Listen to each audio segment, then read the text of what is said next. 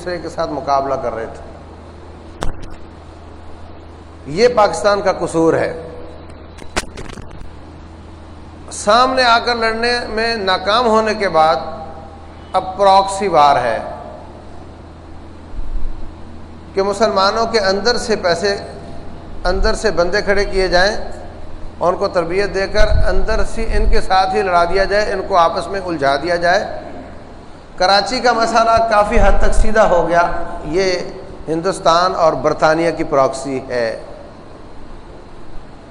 بلوچستان میں یہ امریکہ، ایران اور ہندوستان کی پراکسی ہے، اور جو داعش یا ٹی ٹی پی کے نام سے ہیں، یہ ایران، اسرائیل اور امریکہ کی پراکسی ہے۔ باقاعدہ آپ کو، آپ کی اولادوں کو، آپ کی جماعتوں کو ٹارگٹ کیا جاتا ہے، اور ہر جماعت کے ریٹ الگ الگ ہیں۔ دیوبندیوں سے بندہ توڑو گے تو تھوڑا ریٹ ملے گا، اہل حدیثوں سے توڑو گے تو زیادہ ریٹ ملے گا۔ ایک آدمی وہاں سے قابو کر کے لاؤ گے تو 8 لاکھ روپیہ ملے گا۔ ہاں، ہر جماعت جو بچتی بچاتی، اپنے آپ کو محفوظ کرتی، الجھتی نہیں، جس کی ساری عسکری کارروائیوں کا رخ کافروں کی طرف ہے، اور ساری دعوتی اور تربیتی اور محبتوں کا رخ مسلمانوں کی طرف ہے، اس کو الجھانے کی کوشش جو کرو گے تو اس پہ پیسہ زیادہ ملے گا۔ جو پہلے الجھے ہوئے ہیں ان کو الجھاؤ گے تو تھوڑا پیسہ ملے گا۔ تو میں یہ عرض کرنا چاہتا ہوں کہ طریقہ واردات کیا ہے، اور یہ فتنہ کوئی پہلے دن سے نہیں ہے۔ عہد نبوت سے لے کر آج تک کوئی زمانہ ایسا نہیں گزرا جس میں یہ فتنہ نہ ہو، ہمیشہ رہا ہے۔ ہوتا یہ ہے کہ جب انتہا پسندی آتی ہے تو وہ نقصان کرتی ہے۔ شیطان کا کام یہ ہے کہ ایک آدمی تیر مارنا چاہ رہا ہے اپنے ٹارگٹ کو، یا تو اس کو سست کر دو کہ اس کا تیر ٹارگٹ تک جائے نہیں، یا اس کو اتنا تیز کر دو کہ وہ ٹارگٹ سے بھی آگے جا کر گرے، ہدف تک نہ پہنچے۔ تو جب شیطان اور اس کے حواری کسی کو عبادات میں سست دیکھتے ہیں تو اس کو مزید سست کر دیتے ہیں۔ فلم دیکھو، گانے سنو، بدکاری، بے حیائی، عریانی، ادھر چلو، نماز نہ پڑھا کر، اس کو سست کرنے کی کوشش کرتے ہیں۔ اور جب کسی کو نمازی، پرہیزگار، پوری داڑھی، شلوار اونچی اس طرف دیکھتے ہیں، وہ کہتے ہیں اس پہ یہ کلیہ کام نہیں کرے گا، اس کو کہو نماز نہ پڑھو، یہ کہو پاگل ہو گئے ہو، میں کیوں نہ نماز پڑھوں۔ بدکاری کہو گے، بولے اعوذ باللہ، میں تو نہیں کرتا۔ گانے سنو، نہیں میں تو قرآن سنوں گا۔ تو پھر اس پر دوسرا ٹول کام کرے گا کہ اس کو مزید اسی میں زیادہ تیز کر دو، اس سے کہو زیادہ قرآن پڑھا کر، زیادہ نمازیں پڑھا کر، زیادہ روزے رکھا کر، یہاں تک کہ وہ جو لیول ہے، معیار ہے، اس سے بھی ان کو آگے لے جاؤ۔ اس کا کیا فائدہ شیطان کو ہوگا؟ اس کا فائدہ یہ ہوگا کہ جو آدمی بے نماز ہے وہ نمازی کی عزت کرتا ہے نا، اور نمازی اس سے کراہت کرتا ہے کہ یہ بے نماز آدمی ہے، میں اس کے ہاتھ کا کھانا نہیں کھاؤں گا۔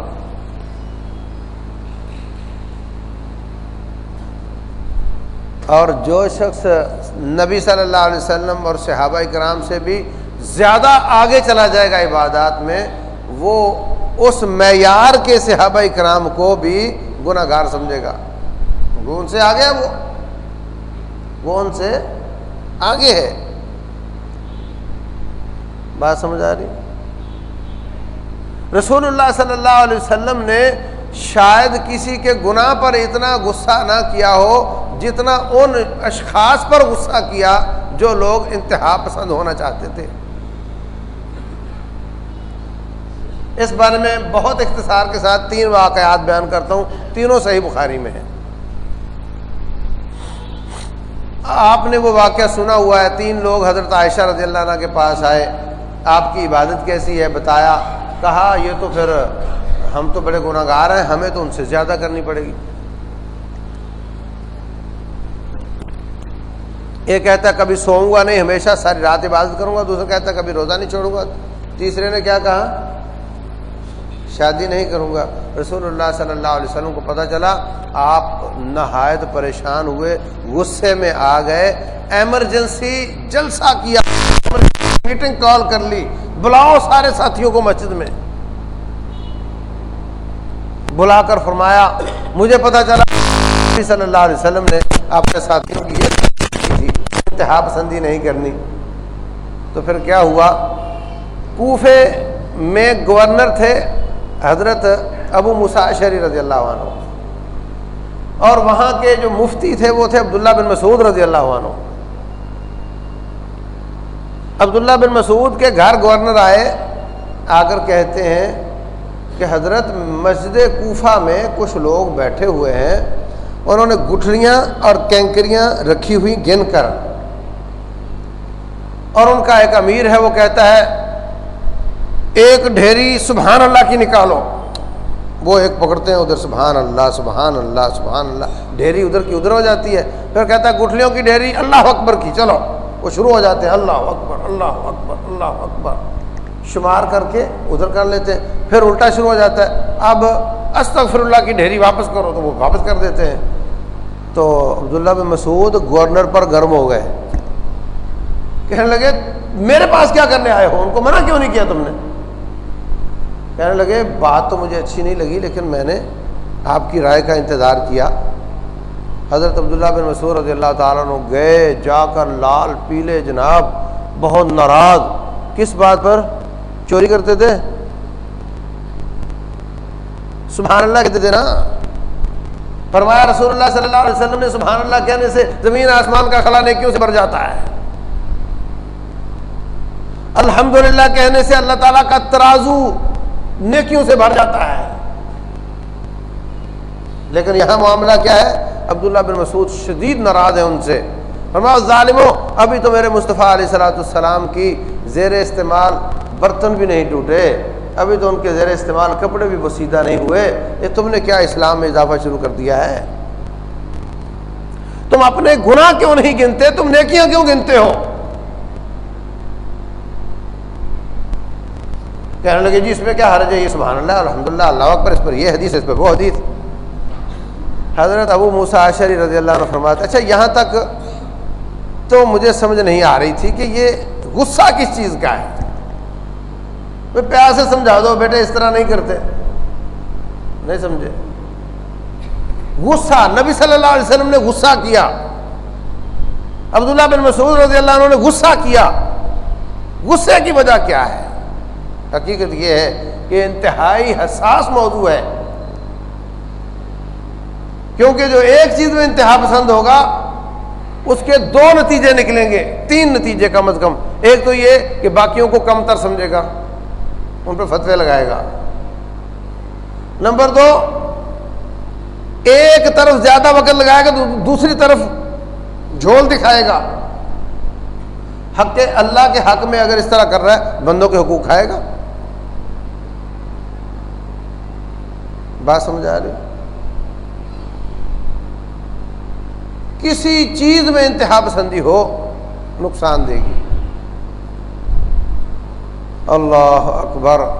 عبداللہ ابو موسیٰ اشعری رضی اللہ عنہ فرماتے ہیں چند سال بعد حضرت علی رضی اللہ تعالیٰ عنہ کے مقابلے میں خوارج اٹھے.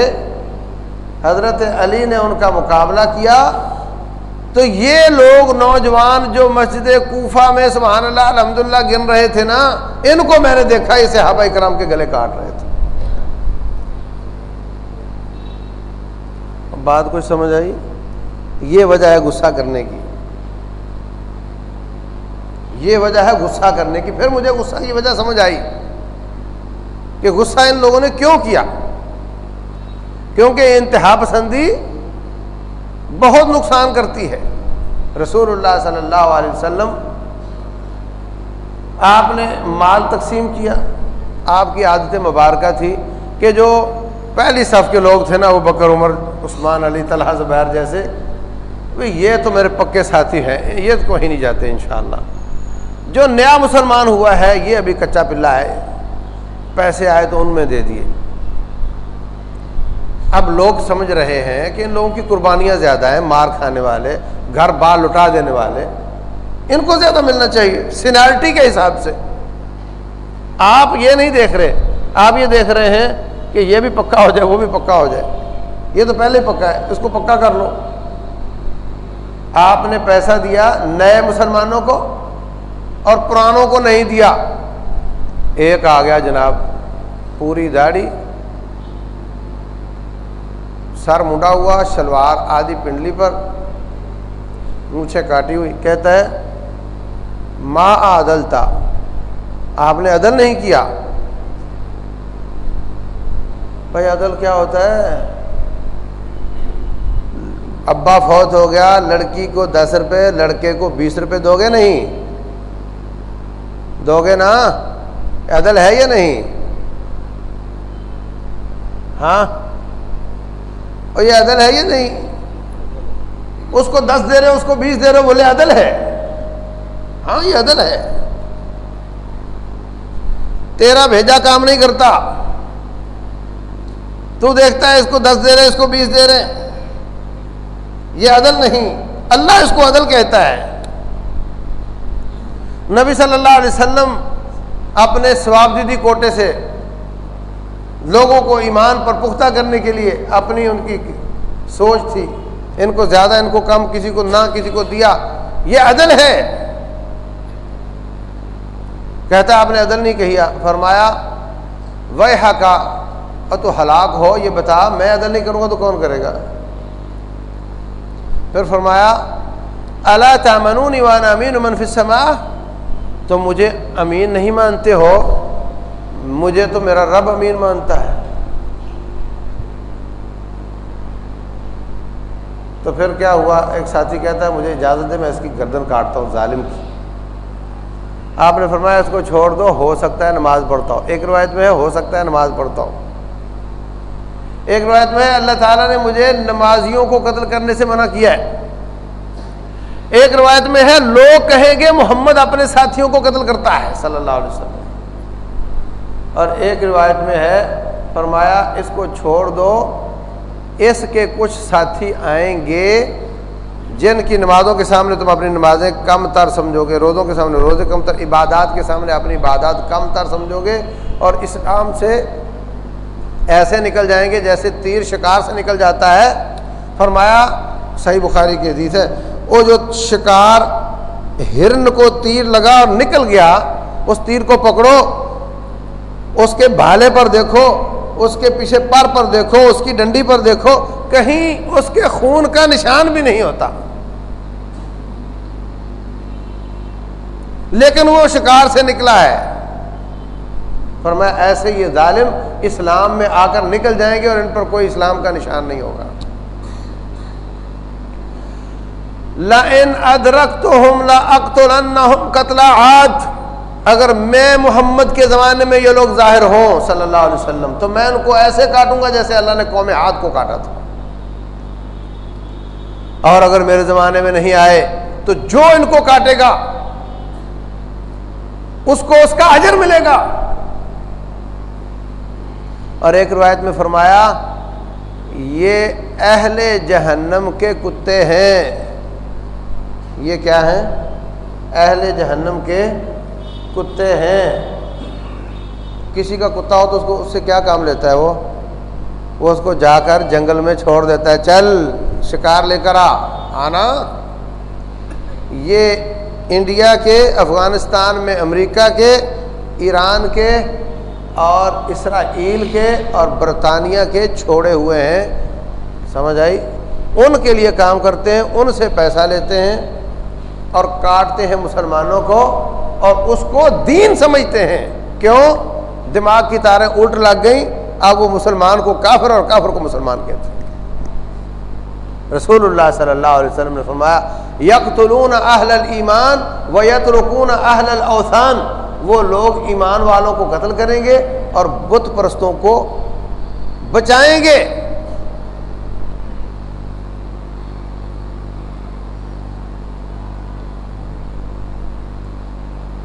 ان کو کچھ نہیں کہیں گے، مسلمانوں کو کاٹیں گے۔ فرمایا ان میں ایک شخص ایسا ہوگا جس کی کوہنی پر عورت کے سینے جیسا گوشت لگا ہوا ہوگا، اس کی کوہنی عورت کے سینے جیسی ہوگی۔ اتنی زیادہ نشانیاں بیان کر دی۔ داڑیاں پوری ہوں گی، شلواریں اونچی ہوں گی، قرآن پڑھنے میں، نماز، روزے، حج، زکوٰۃ، خیرات، عبادات میں تم سے آگے ہوں گے۔ اب دیکھو صحابہ اکرام کے ایمان کو اللہ تعالیٰ نے کسوٹی قرار دیا ہے۔ کیا کہا؟ فَإِنْ آمَنُوا بِمِثْلِ مَا آمَنْتُمْ بِهِ فَقَدِ اهْتَدَوْا، اگر وہ ایسا ایمان لائیں جیسے تم لوگ ایمان لاتے ہو تو ہدایت پائیں گے۔ وَإِذَا قِيلَ لَهُمْ آمِنُوا كَمَا آمَنَ النَّاسُ، جب ان سے کہا جاتا ہے کہ ابوبکر، عمر، عثمان، علی، طلحہ، زبیر جیسا ایمان لاؤ رضی اللہ عنہم، قالوا انؤمن كما آمن السفہاء، تو اللہ تعالیٰ ان جیسے ایمان کو قبول کرتا ہے، ان کو قسمتی قرار دیتا ہے، ان کی میرے مصطفیٰ علیہ الصلوۃ والسلام نے تربیت فرمائی ہے۔ یہ معیار ہے۔ اگر کسی نے امام اور پیشوا کی سیرت دیکھنی ہو تو محمد پیارے کو دیکھ لے صلی اللہ علیہ وسلم، اور اگر کسی نے مقتدی اور مرید کی سیرت دیکھنی ہو، طاعت کرنا سیکھنا ہو تو صحابہ کرام کو دیکھ لے۔ کہا ان سے وہ زیادہ ہوں گے، تو کیا مطلب ہوا؟ انتہا پسند ہوں گے۔ اور بات سمجھ آ گئی؟ کتنی نشانیاں بیان کی؟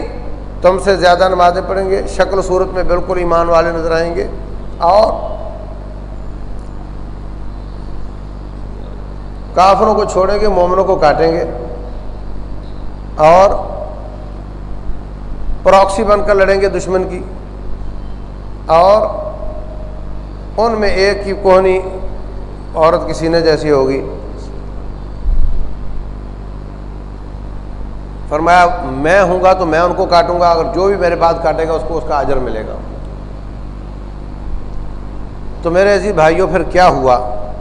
حضرت عثمان رضی اللہ تعالیٰ عنہ، فرمایا عثمان فی الجنہ، عثمان جنتی ہے۔ سبحان اللہ، ایک بار نہیں متعدد بار کنواں خرید کر دیا، فرمایا جنتی ہے۔ تبوک کا سامان دیا، جہاد فنڈ دیا، فرمایا جنتی ہے۔ احد پہاڑ پر گئے، فرمایا یہ شہید ہے۔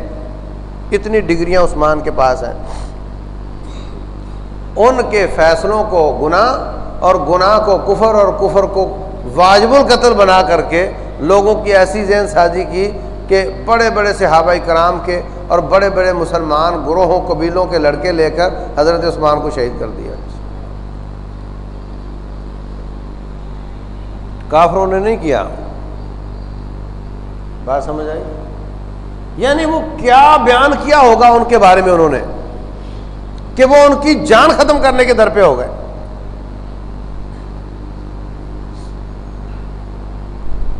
اچھا اب مجھے بتاؤ کہ جس کی کسوٹی پر میرے مصطفیٰ علیہ الصلوۃ والسلام بھی امانت دار نہ ہوں، نعوذ باللہ، اور جس کے معیار پر حضرت عثمان ذو النورین بھی پورا نہ اترے، وہ آج کے حکمرانوں کو، فوج کو، ان کو مسلمان کیسے مانے گا بھائی؟ یہ تو بیچارے ہیں کچے پلے، ان کے تو عقیدے میں بھی کمزوریاں ہیں، ان کے تو عمل میں بھی کمزوریاں ہیں، ان کو کون مسلمان مانے گا؟ بات سمجھ آ گئی؟ لہذا جب وہ امام الانبیاء اور عثمان بن عفان رضی اللہ تعالیٰ عنہ اور حضرت علی رضی اللہ عنہ ان کو مسلمان نہیں مان رہے، تو ہم لوگ کون ہوتے ہیں بھائی؟ یہ وہ مصیبت ہے جس کی وجہ سے وہ مسلمانوں کا قتل عام کرتے ہیں۔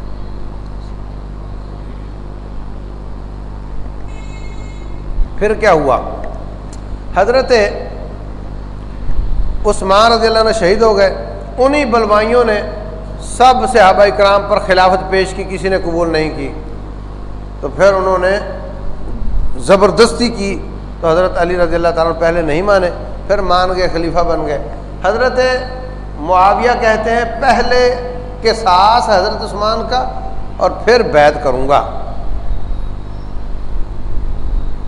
یہی ظالم ساتھ تھے، اکسا کے ان کو لے گئے، جی ان سے لڑائی کرنی چاہیے، یہ بیعت کیوں نہیں کر رہے؟ بھائی حضرت ابوبکر صدیق رضی اللہ تعالیٰ عنہ کی سب نے بیعت کر لی تھی، حضرت علی رضی اللہ عنہ نہیں کی تھی، تو کیا انہوں نے چڑھائی کری تھی؟ وہی محلے میں رہتے تھے، ساتھ ہی نماز پڑھتے تھے، بیعت نہیں کی۔ آج اگر معاویہ رضی اللہ عنہ نے نہیں بیعت کی تو ان کو بھی کسی احسن انداز سے ڈیل کیا جا سکتا ہے، نہیں لڑائی کرنی ہے، لے گئے، دونوں طرف سے صحابہ شہید ہوئے۔ پھر حضرت معاویہ کے ساتھیوں نے قرآن اٹھا لیے، کیا بھائی کیا مطلب؟ جی ہم لڑنا نہیں چاہتے، ہم فیصلہ چاہتے ہیں۔ فیصلہ کیسے ہوگا؟ ایک آدمی آپ دے دو، ایک یہ دے دے۔ حضرت معاویہ کے ساتھیوں نے عمر بن عاص دے دیے اور حضرت علی رضی اللہ عنہ کے ساتھیوں نے ابو موسیٰ اشعری دے دیے کہ دونوں بیٹھ کر فیصلہ کریں گے۔ اب جب ان ظالموں، بلوائیوں، خارجیوں نے یہ دیکھا کہ یہ تو پھر اکٹھے ہونے کی شکل بن رہی ہے اور یہ تو فیصلہ کریں گے کہ قصاص لینا چاہیے اور قصاص تو ہم سے لیا جائے گا، اس لیے انہوں نے کہا علی اللہ کہتا ہے ان الحکم الا للہ، حکم اللہ کا چلے گا، اور آپ کہتے ہو یہ دو بندوں کا چلے گا، تو حکم تو اللہ کا ہونا چاہیے اور آپ کہتے ہو دو بندوں کا ہوگا، لہذا آپ نے ان کو اللہ کا شریک بنا لیا، آپ نے نعوذ باللہ کفر کر لیا، آپ نے نعوذ باللہ آپ کے ساتھی بھی کافر ہو گئے اور جو آپ کو کافر نہ کہے وہ بھی کافر ہو گئے۔ چلو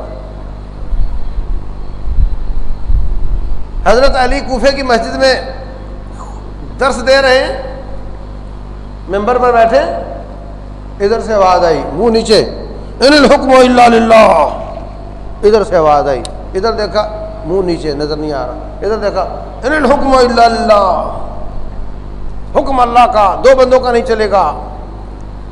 حضرت علی فرمانے لگے قرآن پڑھتے ہو مگر اپنا مقصد حاصل کرنے کے لیے، تم وہی ہو جس کے بارے میں رسول اللہ صلی اللہ علیہ وسلم نے فرمایا تھا، لیکن میں اس وقت تک کوئی ایکشن نہیں کروں گا، تمہارے وظیفے جاری رہیں گے، تمہیں کوئی رسک نہیں، کوئی دھچکا نہیں، کوئی دھمکی نہیں، جب تک تم کوئی شرارت نہ کرو۔ وہاں سے نکل کھڑے ہوئے، نہروان جگہ جا کر ڈنڈا لگا لیا اپنا، پوسٹ جو بھی گزرے گا ہماری اجازت کے ساتھ گزرے گا۔ اچھا، جو بھی آتا آ کر کہتا میں کافر ہوں، کہتے آجا آجا آجا آجا، اس کو لے جاتے اور جا کر کے اپنے مفتی صاحب کے سامنے بٹھاتے، مفتی صاحب کہتے بیٹھتا، اس کو قرآن سناتا، واز کرتا اس کو، پھر کہتے کدھر جانا ہے تم نے؟ بولے وہ مجھے فلاں علاقے میں جانا ہے، نوری آباد جانا ہے، بندہ دیتے، سواری دیتے، اس کو وہاں پہنچا کر آتے۔ کیوں؟ قرآن کہتا ہے وَإِنْ أَحَدٌ مِّنَ الْمُشْرِكِينَ اسْتَجَارَكَ فَأَجِرْهُ حَتَّى يَسْمَعَ كَلَامَ اللَّهِ، اگر کوئی مشرک آپ سے پناہ مانگے تو پناہ دو یہاں تک کہ وہ اللہ کا قرآن سنے، ثم ابلغہ مأمنہ، پھر اس کو امن والی جگہ پر پہنچا کر آؤ۔ یہ چونکہ کافر ہے لہذا اس کو ہم نے قرآن سنایا اور اس کو امن والی جگہ پر پہنچایا، کیونکہ یہ قرآن کہتا ہے، ہم قرآن پر عمل کر رہے ہیں۔ تو کافر کے ساتھ تو یہ ڈیل ہوتی۔ اور اگر کوئی بیچارہ کہہ دیتا کون ہو؟ مسلمان ہوں۔ اچھا تو علی کے بارے میں کیا خیال ہے؟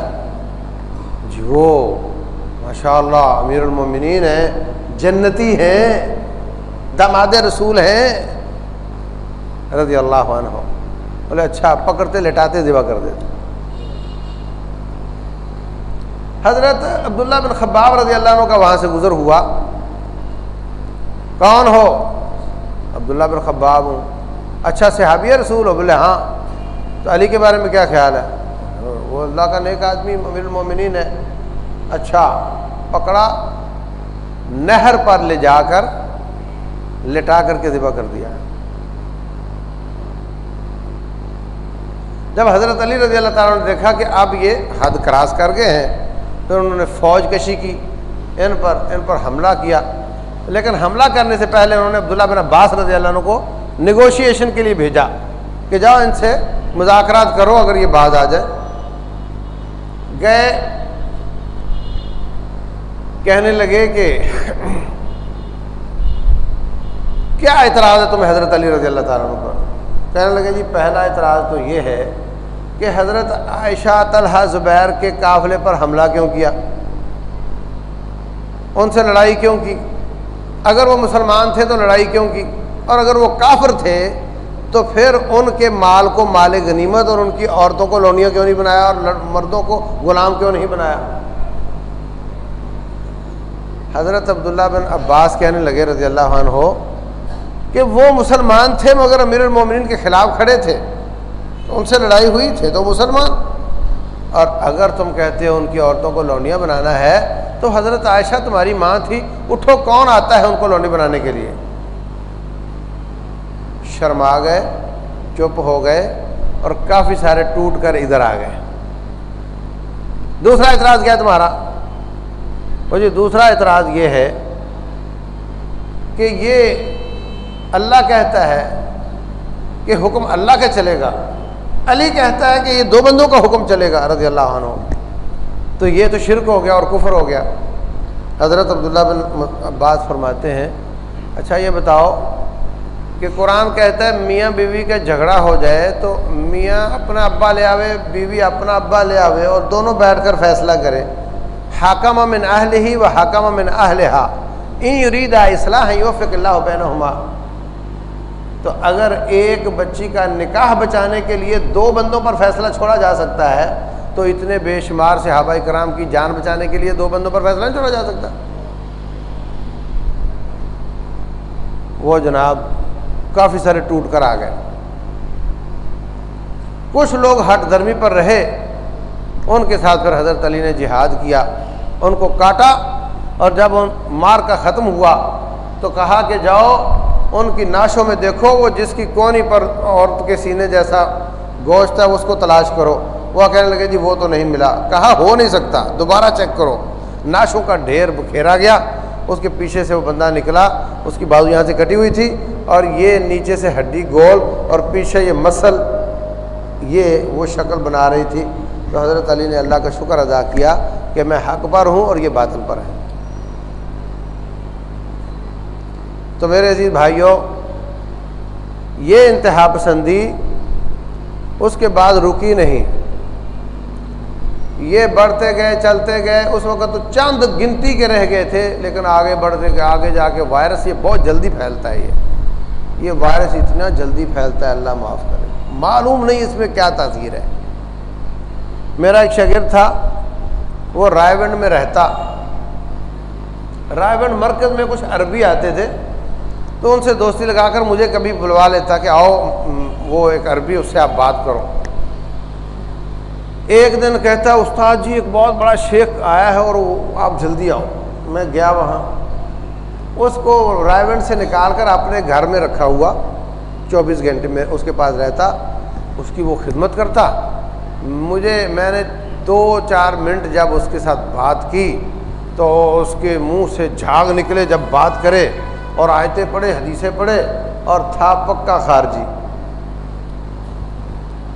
میں نے اس اپنے شاگرد سے کہا کہ بیٹے یہ آدمی یہ مچھلی نہیں مگرمچھ ہے، اور تو نے جس کو قابو کیا ہوا ہے یہ تیرے لیے انتہائی خطرناک ہے، اس کو فوراً گھر سے نکال دو ورنہ تجھے یہ نقصان پہنچائے گا.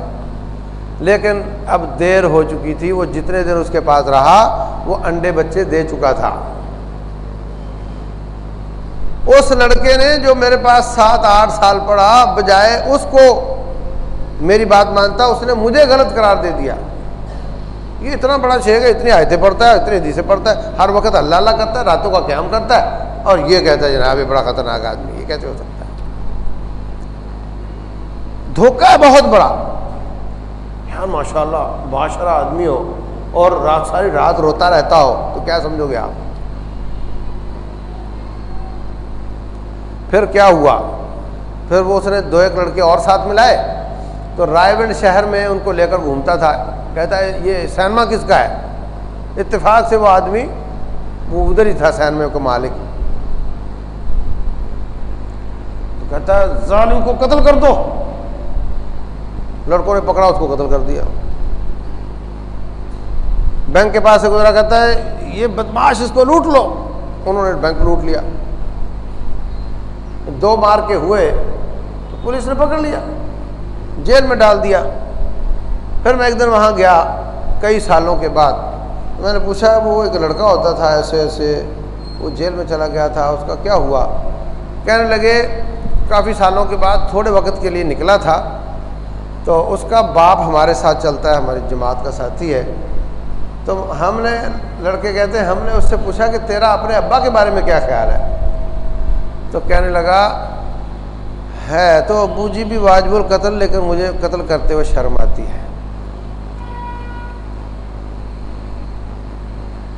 سمجھ آ رہی بات کی؟ ابھی گلشن کا ایک بڑا اچھا نوجوان، نیک پاک، داڑھی پوری، بی اے کیا ہوا، مجھے کہتا ہے جی مجھے نوکری نہیں ہے، مجھے کوئی نوکری تلاش کر لو۔ اس کے لیے میں نے ٹرائیاں بھی ایک دو کی۔ ابھی وہ ایک آدمی کو ملا، کہتا ہے میں نے اس کے پیچھے نماز نہیں پڑھنی، اس کے پیچھے نماز جائز نہیں ہے۔ مل گیا کسی کے ساتھ، اس نے اس کے دماغ میں انڈے بچے دے دیے، اب کہتا ہے اس کے پیچھے نماز نہیں ہوتی۔ میرے عزیز بھائیوں، بڑے بڑے بڑے بڑے آفیسروں کے بچے، بڑی کھچڑی پکی ہوئی ہے۔ اگر آپ کا بچہ نیک ہو گیا ہے، نمازی ہو گیا ہے، داڑھی اس نے چھوڑ دی ہے تو خوشی کی بات ہے، لیکن یہ ذرا چیک کر لینا کہ کن کے ساتھ مل کر اس نے یہ کام کیا ہے۔ اگر آپ کا بچہ نیٹ پر بیٹھتا ہے اور دعوت کا کام کرتا ہے، فیس بک کے ساتھ، ٹویٹر کے ساتھ، تو دیکھنا کہ کن کی پوسٹنگ کرتا ہے، وہ کن لوگوں کی چیزیں آگے بھیجتا ہے۔ اس وقت سرویلنس موبائل فون کے ذریعے اور انٹرنیٹ کے ذریعے ہو رہا ہے۔ بندے کے پیچھے بندہ نہیں لگاتے، وہ دور بیٹھ کر دیکھتے ہیں کیا ہو رہا ہے، کس کی کال کس کو جا رہی ہے، کون کس سے بات کر رہا ہے۔ ملک میں آگ لگی ہوئی ہے۔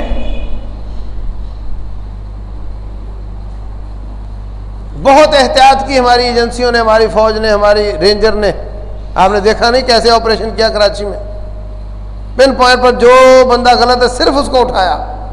لیکن اس طرح کی کارروائیوں سے ان کے صبر کے اور ان کی احتیاط کے بندھن ٹوٹ رہے ہیں۔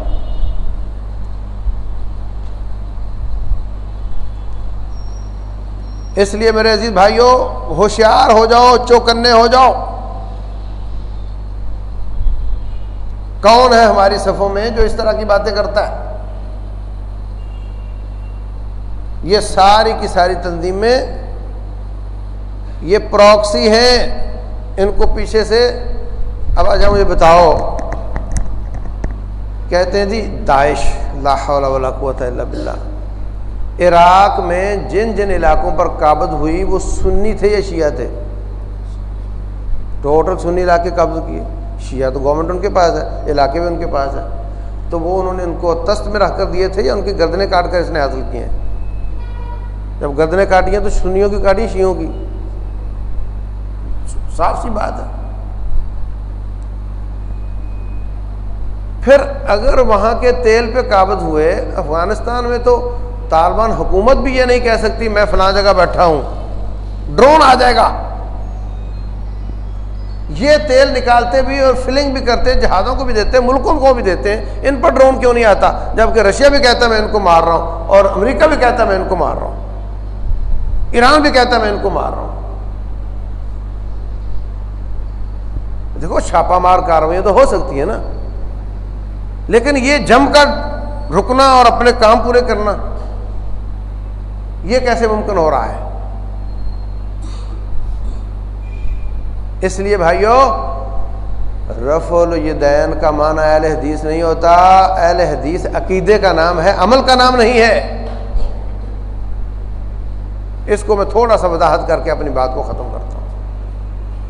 ایک ہوتا ہے عقیدہ اور ایک ہوتا ہے عمل، سمجھے آپ بات؟